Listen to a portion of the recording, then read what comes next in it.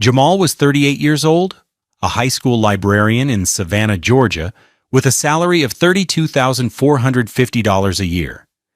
He was a quiet man, a man of routines and worn paperbacks, a man whose greatest wealth was the scent of old books and the sound of his daughter's laughter, and he was sitting at a dinner table that felt like a courtroom, with his wife's family as judge, jury, and executioner. The table was a 10-foot slab of polished mahogany in the formal dining room of their Ardsley Park estate, a $2.5 million monument to old money and older prejudices. A $15,000 chandelier dripped crystal light onto plates of bone china, each piece costing more than Jamal's monthly car payment for his 2012 Toyota Camry. His father-in-law, Marcus Thorne, a man whose posture was as rigid as his portfolio, had just finished a toast. He'd raised a glass of $900 a bottle Chateau Margaux to his own success, to the family's legacy, to the impenetrable fortress of their wealth. Then, his cold eyes landed on Jamal. "Of course," Marcus began, his voice a low growl of condescension, "we must also acknowledge those who join our family, those who aspire." He let the word hang in the air, thick and suffocating. Jamal's wife, Raven, seated beside him, shifted in her chair. She didn't look at him. She was admiring her new diamond bracelet, a $12,000 gift from her father, that she'd casually mentioned was for surviving another tax season. Marcus continued, a cruel smile playing on his lips. "It takes a certain kind of man to appreciate this life, a man of vision, a man of means." He paused, letting the silence stretch until it was a physical thing, pressing down on Jamal's shoulders. He looked directly at Jamal, a glint of pure disdain in his eyes. "A $30,000 man has no business at this table." The words hit Jamal not with a bang, but with a quiet, sickening thud. The air left his lungs. He could feel the eyes of Raven's mother, Eleanor, and her brother Preston on him. They weren't angry or embarrassed. They were amused. It was a spectator sport for them, the ritual humiliation of the poor relation. He looked at Raven, his wife of 10 years, the mother of his child. She was staring intently at the floral centerpiece, her jaw tight, a faint blush of shame on her cheeks. But the shame wasn't for her father's cruelty. It was for him, for his very existence in her perfect, expensive world. He felt a chasm open up beside him, a vast, dark space between his simple life and theirs, and he knew in that moment that he was utterly, hopelessly alone. He had no idea just how deep that chasm truly was, or that he was about to be handed the power to close it forever. What do you do when the people who are supposed to love you make it clear they only value what you can provide? And what happens when they have no idea what you're truly worth? Let us know your thoughts in the comments, and stick around to see how a quiet librarian teaches a wealthy family the real meaning of power. Their life together had been built on a facade of domestic normalcy, a carefully curated play where everyone knew their roles. Jamal was the humble, loving husband, and Raven was the beautiful, patient wife who had married beneath her station for love. The set was a modest 3-bedroom bungalow in Cuyler, Brownsville, a neighborhood rich in history but modest in property value. The house, with its creaky porch swing and a mortgage that ate up a third of Jamal's take-home pay, was their stage. Mornings were a tableau of contrasts. At 6:15 a.m., Jamal would be in the kitchen, the air smelling of coffee from his $40 Mr. Coffee machine. He'd pack a lunch for their 8-year-old daughter, Amari, a turkey sandwich, an apple, a small bag of carrots, and a note written on a napkin. It was a lunch that cost about $3.50 to assemble. Then he'd pack his own, leftovers from the night before in a stained Tupperware container. As he worked, Raven would drift in, dressed in a $400 silk robe, scrolling through her phone. "Did you see the new Celine bag?" she'd ask, not looking up from the glowing screen. It's only 3,000. I think I deserve a little treat. Jamal would just nod, sealing Amari's lunch bag. Maybe we can look at the budget this weekend. The budget, she would scoff, a soft, dismissive sound. Jamal, your budget is why we can't have nice things. She'd pour herself a coffee, adding a splash of a $15 organic oat milk, then leave the mug on the counter for him to wash. Their vehicles told the same story. His was the 2012 Toyota Camry, its odometer proudly displaying 187,000 miles. He did the oil changes himself to save the $80 fee. Hers was a brand new Lexus RX 350, a $65,000 SUV her parents had helped them with, which meant they'd paid for it in full and held the title as a form of silent leverage. When they drove anywhere together, they took the Lexus. I can't be seen in that old thing, she'd say of his Camry. It's embarrassing. The most telling details were in the small, everyday acts. Jamal's love for his daughter was an act of service. He was the one who sat with her for an hour every morning, patiently working coconut oil through her beautiful, coily hair, his large hands surprisingly gentle as he wove it into intricate braids, securing them with the colorful beads she loved. The sound of the beads clicking together as she ran was the soundtrack of his joy. He was the one who read to her every night, his voice bringing dragons and distant galaxies into her small bedroom. His favorite watch was an $89 Timex, a gift from his late grandmother. Raven's was a $7,000 Cartier tank, a birthday present from him, purchased with a full year of painful, dedicated saving from his meager salary. She rarely wore it, preferring the newer, flashier pieces her parents gave her. The facade was that Raven tolerated his financial limitations because of his good heart.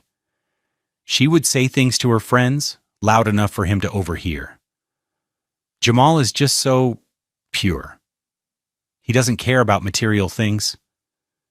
It was framed as a virtue, but it was delivered like an apology. What he didn't know was that this narrative was her cover. While he was carefully budgeting for a $150 grocery bill, she was quietly, methodically bleeding their shared life dry, one secret transaction at a time. The domestic normalcy wasn't just a play, it was a distraction, and he was the only one in the audience who didn't know the real story. The betrayal didn't happen all at once. It was a slow erosion, a series of paper cuts that bled him of his dignity until he was numb. The cruelty escalated, scene by scene, each one a little bolder, a little more dismissive, as if they were testing the limits of his tolerance. The first major test came on Amari's 8th birthday. For 6 months, Jamal had set aside $20 from every paycheck, hiding it in an old shoebox. He'd watched his daughter stare at the night sky, her deep brown eyes full of wonder, and knew exactly what she wanted. He bought her a Celestron telescope, a good one for a beginner, costing him $152.99.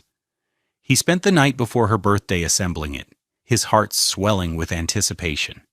He imagined her face when she saw it, the gasp of delight, the nights they would spend on the back porch charting the constellations. On the morning of her birthday, he and Amari were on the floor, carefully unwrapping his gift. Her eyes were wide. "For me, Daddy? A real telescope?" "A real one," he said, his voice thick with emotion, "so you can see Saturn's rings."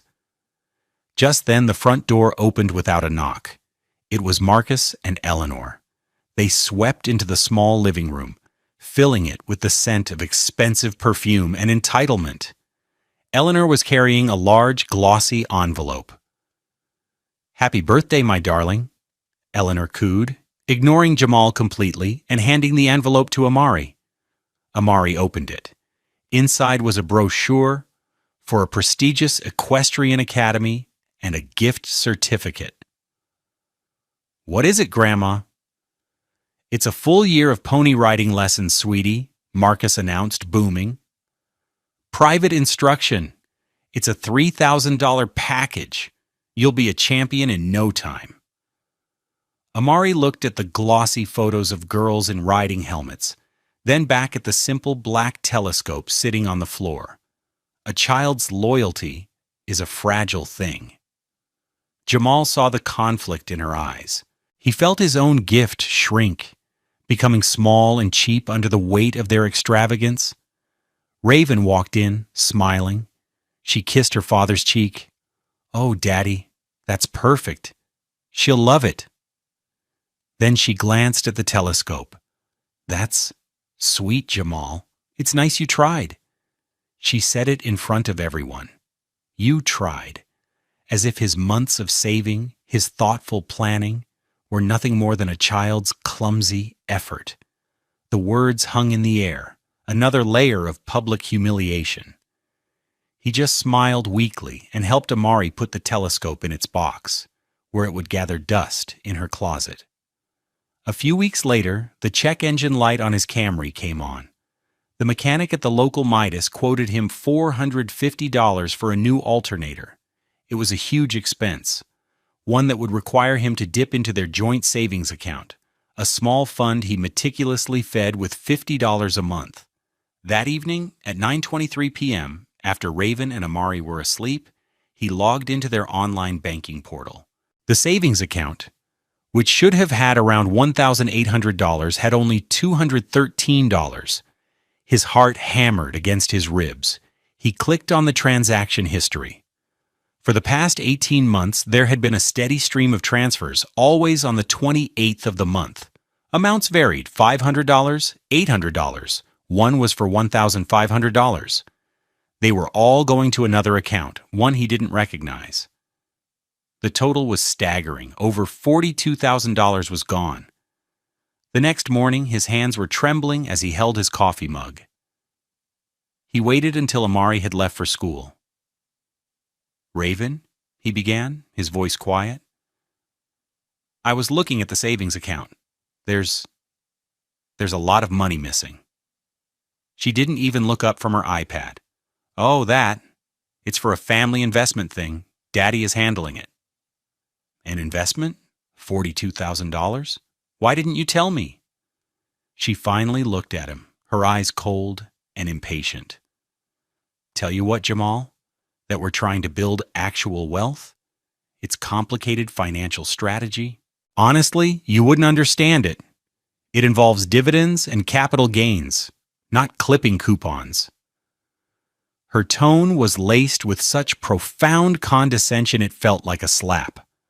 "Just leave the important things to us, okay? Stick to your books." She turned back to her screen, dismissing him and his concern in a single, brutal gesture. He stood in his own kitchen, a ghost in his own life, realizing that the woman he had married viewed him as little more than a simple-minded child, incapable of understanding the world she truly inhabited. He had no idea how right she was. They had no idea what was coming. The final crushing blow came at her parents' 40th wedding anniversary party. It was held at their Ardsley Park estate, a sprawling mansion that seemed to mock his tiny bungalow. The gardens were professionally lit, a string quartet played softly near a marble fountain, and waiters in crisp white jackets circulated with trays of champagne and caviar. Jamal felt like an imposter in his best and only suit, a 7-year-old Joseph A. Banks suit that had cost him $450.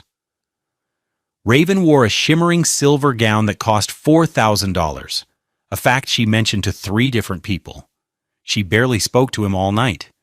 Preferring to glide through the crowd of bankers, surgeons, and heiresses, her laughter bright and brittle. Toward the end of the evening, Marcus gathered everyone for a toast. After a long, self-congratulatory speech, he opened the floor. Raven's brother gave a sycophantic tribute. Her mother shed a few theatrical tears. Then, a silence fell. Jamal, feeling a desperate need to reclaim some small piece of his manhood, to show he belonged, raised his glass. "I'd just like to say a few words," he said, his voice surprisingly steady. The crowd turned to look at him, their faces a mixture of curiosity and pity. To Marcus and Eleanor, 40 years is an incredible milestone. It's a testament to building something that lasts. He believed in that. He believed in legacy, in things that endured. He was about to say more, to speak from the heart about family, when Marcus cut him off with a loud, dismissive laugh. He walked over to Jamal and put a heavy hand on his shoulder, a gesture that was meant to look friendly but felt like an arrest. "Isn't he something?" Marcus said to the assembled guests, his voice dripping with sarcasm. "My son-in-law, the librarian, always has a nice sentiment. Sentiments, however, don't pay the bills." He squeezed Jamal's shoulder, hard. He leaned in close, his voice dropping to a stage whisper that everyone could hear. "You want to talk about building something that lasts? A $30,000 man has no business at this table. Now go get my wife another glass of champagne." The laughter was scattered at first. Then it grew. It was polite, country club laughter, but it was laughter all the same. Raven stood 10 feet away, her back to him, deep in conversation with a woman wearing a necklace that could have paid off his mortgage. She heard. He knew she heard. She didn't flinch. She didn't defend him. She simply let him stand there, stripped bare and humiliated in a room full of people who saw him as nothing more than a joke. In that moment, something inside him broke, or maybe it was forged. He quietly walked to the bar, got the champagne, and handed it to Eleanor. He smiled a small, empty smile. He was done trying. He was done hoping. He was just waiting. He just didn't know what for. The call came on a Tuesday afternoon at 4:08 p.m. It was a typically quiet time at the school library, the lull between the last bell and the start of after-school programs. The air was warm and still, smelling of aging paper and floor polish. Sunlight streamed through the tall, arched windows, illuminating swirling dust motes in its golden shafts. Jamal was in his small, windowless office, a space he privately called his quiet room, a name Amari had given it. It was a cramped but comforting sanctuary, lined floor to ceiling with books he'd rescued from the discard pile. His desk was a sturdy, scarred oak piece from the 1950s, a relic from the school's early days. He was mending the spine of a worn copy of Their Eyes Were Watching God with archival tape, when his personal cell phone, a 5-year-old Samsung Galaxy, with a cracked screen, buzzed on the desk. The caller ID showed a number from downtown Savannah with a name he didn't recognize. Davies and Finch, LLP. Probably a wrong number. He let it go to voicemail. A minute later, it buzzed again. Same number, curiosity piqued. He answered. "Is this Jamal Peters?" a man's voice asked. It was a calm, formal voice, the kind that was used to being listened to. "This is he," Jamal replied. "Mr. Peters, my name is Arthur Davies. I'm an estate attorney with Davies and Finch. I'm calling on behalf of the estate of your late grandmother, Evelyn Peters." Jamal's heart gave a little jolt. His grandmother Evelyn had passed away 2 years ago. She was a formidable woman, a retired nurse who had lived a frugal, quiet life in a small house just outside the city. She smelled of cinnamon and rose water and had hands that were perpetually busy, either gardening, knitting, or holding a book. She was the one who had instilled in him his love of reading. "My grandmother? Is something wrong?" "No, not at all," Mr. Davies said. "Quite the opposite. I'm calling because the mandatory 2-year quiet period for her testamentary trust has just concluded. We need to schedule a meeting with you to discuss the distribution." Jamal was confused. "A trust? I think there's a mistake. My grandmother lived on her pension. There wasn't much left after the funeral expenses. My wife and I actually helped cover some of that." He remembered the condescending look Raven had given him when he'd written that $1,500 check. There was a pause on the other end of the line, followed by the faint rustle of paper. "Mr. Peters," the attorney said, his voice now holding a note of gentle gravity, "your grandmother was a very discreet woman. Her husband, your grandfather, made some incredibly astute investments in the 1960s. She lived modestly, but her assets were quite substantial." Jamal leaned forward, his hand gripping the edge of the old oak desk. The grain of the wood felt solid and real beneath his trembling fingers. "Substantial? What does that mean?" "The current value of the Evelyn Peters Trust, as of the market close yesterday, is $2,147,352.18. The room went silent. The only sound was the frantic thumping of his own heart. $2 million. The number was abstract, impossible. It was a figure from a movie, not from his life. "But the most important detail, Mr. Peters," the attorney continued, pulling Jamal from his daze, "is the structure of the trust. Your grandmother was a very wise woman. She named you the sole beneficiary, but more than that, she named you the sole trustee." "Trustee? What does that mean?" "It means you have complete and total discretionary power over the funds. You decide how and when they are distributed. You control everything." Mr. Davies cleared his throat. "She included a personal letter with the trust documents, which I will give you when we meet. But she made her intentions very clear in the legal language. The trust was designed, and I'm quoting here, to provide for the well-being and security of my beloved grandson, Jamal Peters, and to be used at his sole discretion, shielding him from avarice and opportunism." Avarice and opportunism. The word struck him like a physical blow. His grandmother had seen it. All those years ago, during their brief, polite visits, she had seen the hungry look in Raven's eyes. She had seen the predatory dismissal in Marcus and Eleanor's smiles. She hadn't just left him money. She had left him a shield, a weapon. He hung up the phone, his hand shaking so badly he nearly dropped it. He stared at the wall, at the rows and rows of books, his quiet companions. For 10 years he had been made to feel small, worthless, and poor. He had been a $30,000 man at a millionaire's table, and now, in the space of a single 4-minute phone call, the entire world had shifted on its axis. He was still a librarian. He was still a quiet man, but he was no longer poor, and he was no longer powerless. A slow, cold calm washed over him. The humiliation was over. The accounting was about to begin. Knowledge without action is just a burden. Jamal now carried the weight of a $2 million secret, and the hardest part was pretending nothing had changed. He had to become a better actor than Raven had ever been, feigning ignorance while his mind raced with strategy. The world was a different color now, every interaction filtered through the lens of his newfound power. That very evening was the first test.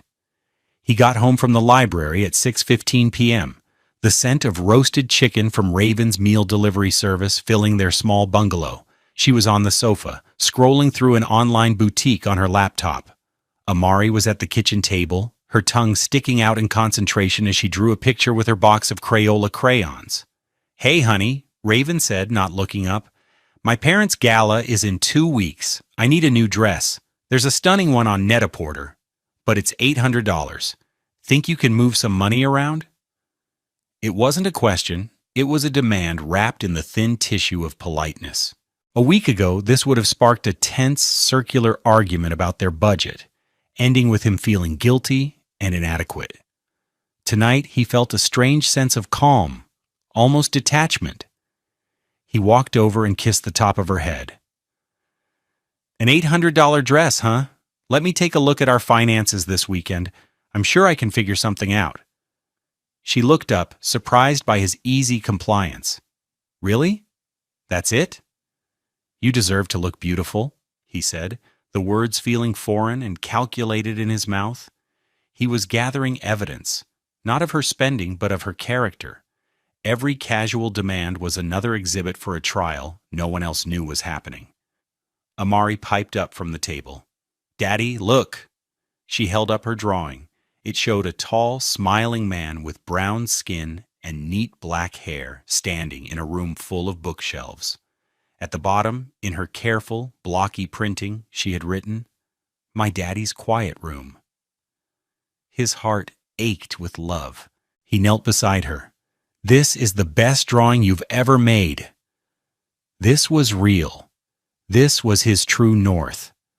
The next day, a Saturday, his mother-in-law called. "Jamal, dear." Eleanor's voice oozed false sweetness. "I need a favor. Marcus and I are having some old Persian rugs cleaned, and the company won't pick up. They're far too heavy for me. Could you be a dear and run them over to the cleaners on Abercorn Street for us? We'll be out all day." It was a servant's task, a clear power play to remind him of his place. The old Jamal would have bristled, then reluctantly agreed. The new Jamal saw an opportunity. "Of course, Eleanor, happy to help. I can swing by in an hour." He drove his Camry to the Ardsley Park estate. The massive front door was unlocked as promised. The two rugs, each weighing at least 100 pounds, were rolled up in the grand foyer. As he struggled to lift the first one, he let his eyes wander. He saw the casual opulence with a forensic clarity. A half-eaten plate of expensive cheeses and fruits left on a side table to rot. A new unopened $2,000 espresso machine sitting on the kitchen counter, still in its box, likely an impulse buy. An electricity bill for over $900 for the previous month lying on the marble island. He saw not wealth, but waste. A profound, almost spiritual carelessness. This was the avarice his grandmother had warned him about. The final piece of the puzzle arrived a few days later. Raven tossed a thick, cream-colored envelope onto the kitchen counter. It was embossed with the Thorne Family Foundation crest. "Here's the official invitation to the gala," she said. "It's a big one this year. Daddy is making some huge announcement about a new real estate venture. He's expecting all the big donors to pledge." She looked him up and down, a flicker of familiar disappointment in her eyes.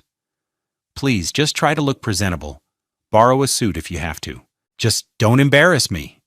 He picked up the heavy invitation. The stage was set. Her father was planning a grand performance to solicit money. Jamal decided he would give a performance of his own. "I won't," he said, his voice a mask of placid agreement. She had made a critical mistake. They all had. They thought his silence was weakness. They had no idea it was strategy. They mistook his patience for acceptance. They had no idea it was the calm before a perfectly calculated storm. The following Monday, Jamal took a personal day, telling the school he had a doctor's appointment. His real appointment was at 10 a.m. in a glass tower on Broughton Street, in the hushed, wood-paneled offices of Davies and Finch. Arthur Davies was an older black man with a kind, intelligent face and a presence that radiated calm authority. He wore a simple, elegant suit that probably cost more than Jamal's car, but he carried himself with an air of quiet service, not arrogance. "Mr. Peters, thank you for coming in," he said, shaking Jamal's hand firmly. "Please, have a seat." The conference room overlooked the Savannah River. For a moment, Jamal just stared out the window, watching a container ship glide silently toward the sea. It felt like his own life, a large, heavy thing that was finally beginning to move. Mr. Davies laid a thick, leather-bound portfolio on the table. "This is the complete trust document, along with your grandmother's personal effects from her safe deposit box." He opened the portfolio. The first page was a summary of assets. Jamal stared at the number again. $2,147,352.18. It was real. "Let's walk through the key provisions," Mr. Davies said. For the next hour, he patiently explained the legal architecture of the trust. He read key phrases aloud, his voice giving them a weight Jamal had not fully appreciated over the phone. Sole and absolute discretion, without the consent or approval of any other person. To be protected from claims of spousal or creditor attachment. Your grandmother was very thorough. She was protecting you, Jamal. Then he pushed a slim, sealed envelope across the table. And this is her letter. Jamal's hands trembled as he opened it. The handwriting was his grandmother's, a familiar, spidery script. "My dearest Jamal, if you are reading this, then I am with the ancestors, and you are a wealthy man. I pray you are still a good one. I never like to show my money. Your grandfather worked hard for it, and I saw what it did to people. It can make them lazy, or it can make them cruel. I have watched the family you married into. They are the cruel kind. They see people as tools or obstacles. I saw how they looked at you, my gentle, book-loving boy. They think you are weak because you are kind. They are wrong. Kindness is a different kind of strength. This money is a tool. Use it to build, not to break. Use it to protect yourself. Use it to create a life of purpose, not a life of luxury. Your worth was never in a bank account, Jamal. It was always in your heart. Don't let them ever make you forget that. All my love, Grandma Evelyn." A single tear escaped his eye and splashed onto the page. He carefully folded the letter and put it in his pocket. It felt heavier than the portfolio. "Now," Mr. Davies said, his tone shifting from gentle to professional, "you mentioned your wife has been making unauthorized transfers. On my advice, what did you find?" Jamal slid a folder across the table. Inside were printed copies of their joint bank account statements for the past 2 years, with every transfer to the secret account highlighted in yellow.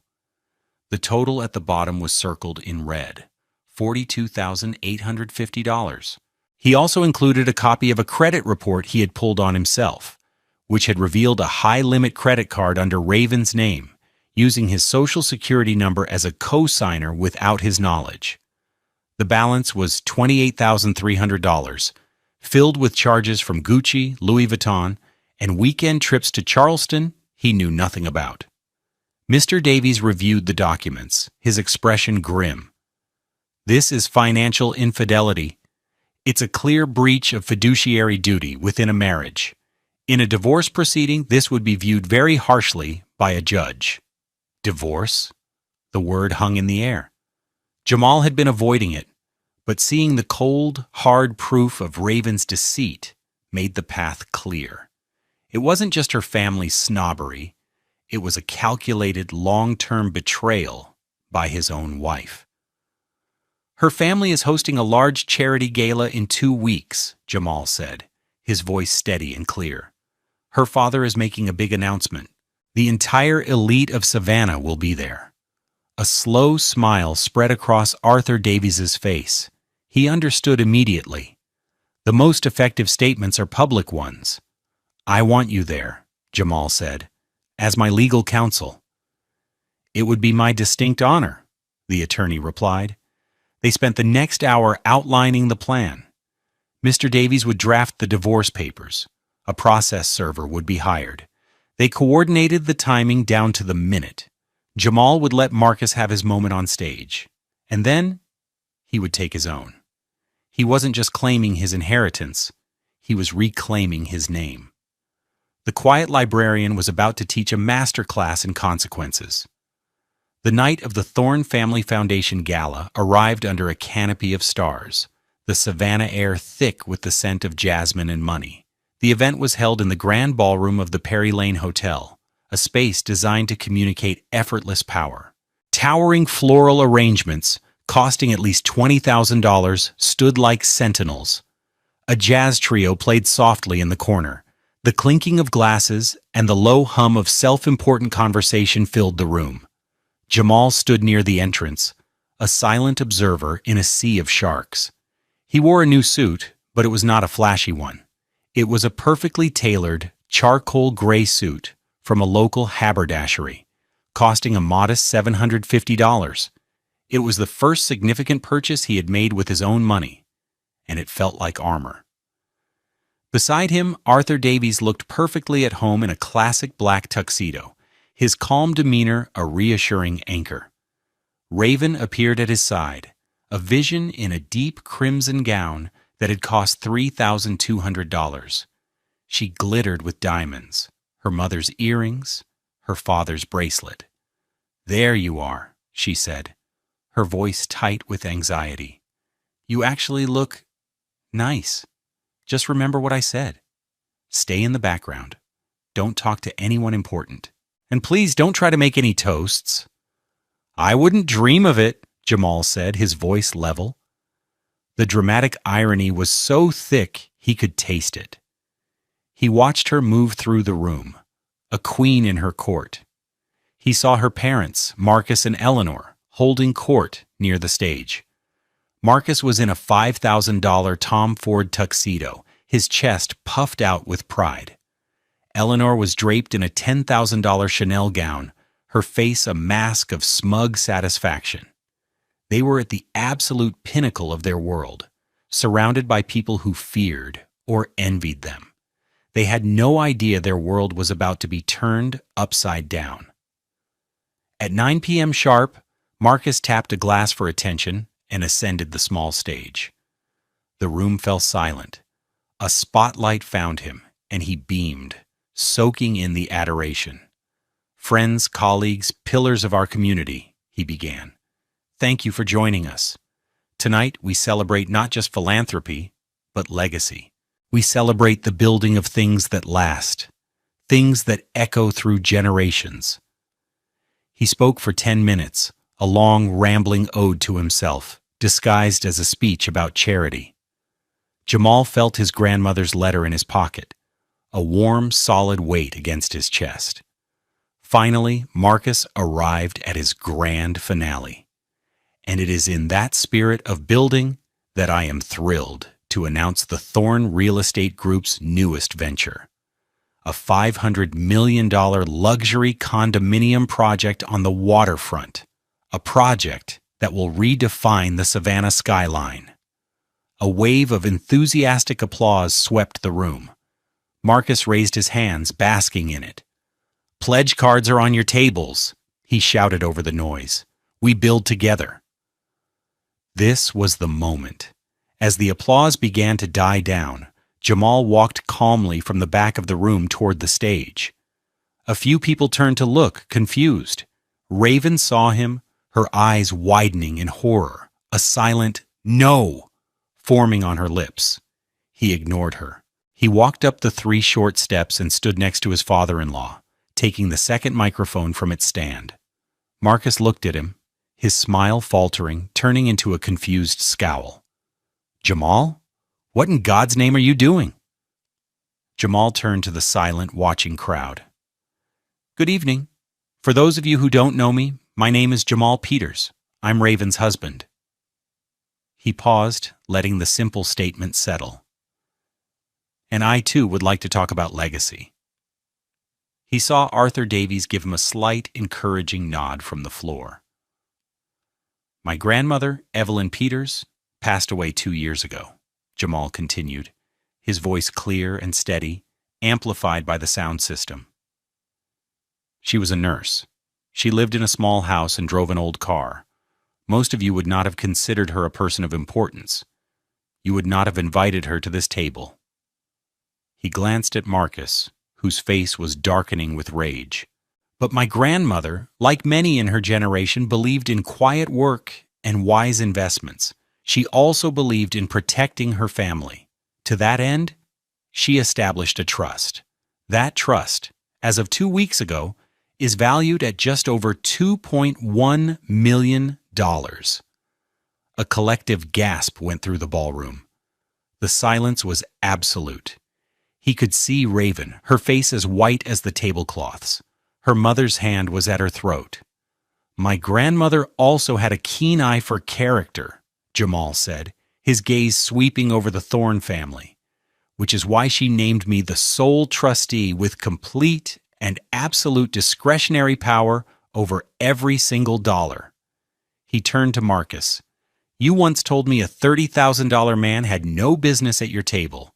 My grandmother, it seems, felt the same way about men of your character having any business at hers. As trustee, I have reviewed the potential beneficiaries, and it is my decision. Under the avarice and opportunism clause she so wisely included, that no distribution whatsoever will be made to Marcus or Eleanor Thorne." Marcus sputtered, grabbing for the microphone. "This is slander. It's a lie. Security." Jamal held up a hand, and Arthur Davies stepped forward. "I am Arthur Davies, counsel for the estate. Everything Mr. Peters has stated is legally binding and documented." Jamal then turned his gaze to his wife. His voice dropped, becoming quieter, more personal, yet every word carried through the silent room.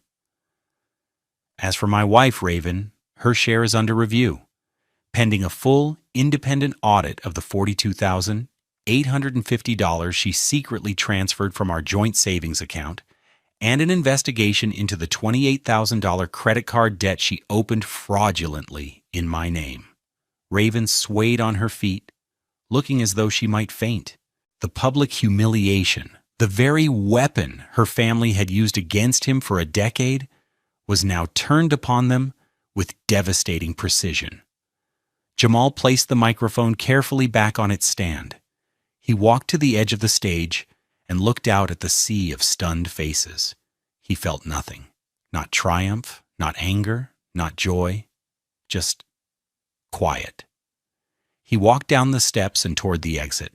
As he passed his wife, a man in a simple suit stepped forward and handed her a crisp legal envelope. "Raven Peters?" the man asked. She nodded dumbly. "You've been served," the man said, before melting back into the crowd. Jamal didn't look back. He pushed open the grand doors of the ballroom and walked out into the cool Savannah night, a free man. The fallout was not a single explosion, but a cascade of failures, each one a direct consequence of the Thorne family's own actions. Their world, built on the illusion of untouchable prestige, crumbled with breathtaking speed. The first to collapse was Marcus's grand real estate venture. The announcement at the gala was meant to trigger a flood of investment from their wealthy peers. Instead, the story of Jamal's speech became the only thing anyone talked about. The public humiliation was one thing. The implication of financial desperation was another. Whispers turned into rumors. Was the Thorne Empire a house of cards? Were they trying to fleece their friends to stay afloat? Major investors who had verbally committed millions pulled out within 48 hours. The $500 million project was dead before a single shovel of dirt could be turned. Within 3 months, facing a liquidity crisis and unable to secure new loans, Marcus was forced to sell the Ardsley Park estate for $1.9 million, a fire sale price to cover his debts. Eleanor's downfall was social. She was unceremoniously removed from the boards of the 3 prominent charities she lorded over. Her friends stopped returning her calls. The invitations to luncheons and parties dried up. To be publicly exposed as greedy and opportunistic was a social death sentence in their circle. She and Marcus moved into a rented condo on Skidaway Island, a fraction of the size of their old home, their lives shrinking in direct proportion to their influence. Raven's consequences were the most personal and profound. The divorce was swift and brutal. The evidence of her financial infidelity was irrefutable. The $42,850 she had siphoned from their savings and the $28,300 in credit card debt were counted as an advance on her share of the marital assets. After everything was settled, she walked away with almost nothing but her clothes and the $65,000 Lexus, which she had to sell within 6 months to cover her legal fees and rent on a small, one-bedroom apartment downtown. Her voicemails to Jamal in the days after the gala told the story of her unraveling. The first, left at 11:52 p.m. the night of the gala, was pure rage. "How dare you? You have ruined my life, my family. You are a pathetic, vindictive little man."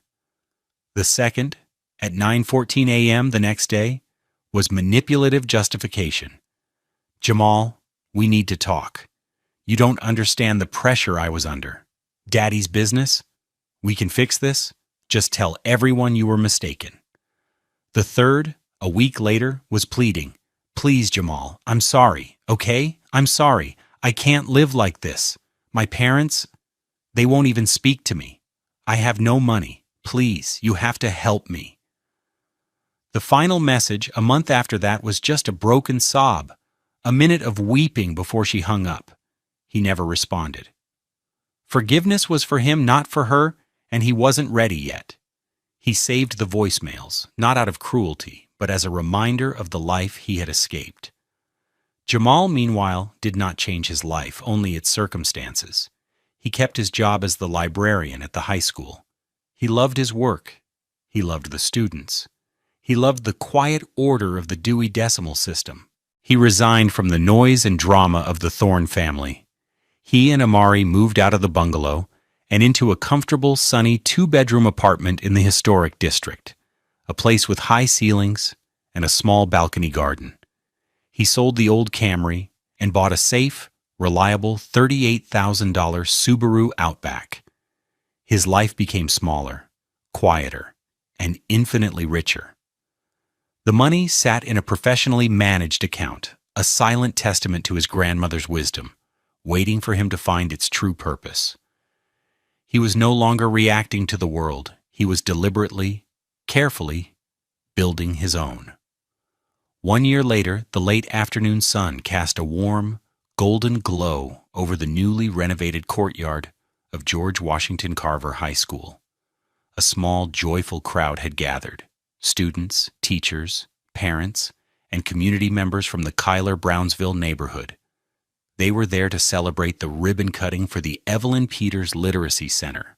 Jamal had used $500,000 of his grandmother's trust to completely overhaul the school's crumbling library. He'd funded new computers, thousands of new books, comfortable reading furniture, and a dedicated after-school tutoring program for struggling readers. It was no longer just a library. It was a vibrant hub of learning and possibility. He'd named it in her honor, a legacy of kindness to counter the Thorne legacy of greed. He stood near the podium, not in a suit, but in a simple collared shirt and slacks, feeling more himself than he ever had. The school principal gave a heartfelt speech thanking him for his incredible generosity. The community pastor, an old friend of his grandmother's, spoke about how Evelyn always believed that a book was the quietest and most constant of friends. When it was his turn to speak, Jamal kept it brief. "My grandmother believed that true wealth isn't something you hoard," he said, his voice steady. "It's something you invest in others. This center isn't from me, it's from her. It's for all of you." After he cut the blue ribbon with a pair of oversized scissors, the doors to the new center were opened. The first person to officially check out a book was his daughter, Amari, now 9 years old. Her braids, which he had done that morning, bounced and clicked as she walked proudly to the new automated checkout counter, her library card in hand. She scanned her book, then ran to him, her face alight with a smile that was pure sunshine. She handed him a folded piece of construction paper. "I made this for you, Daddy." He unfolded it. It was a drawing, made with her familiar crayons. It depicted the two of them, their deep brown skin rendered with a loving, careful hand, standing in the middle of the bright, beautiful new library. They were holding hands. Light streamed through the big windows he'd had installed.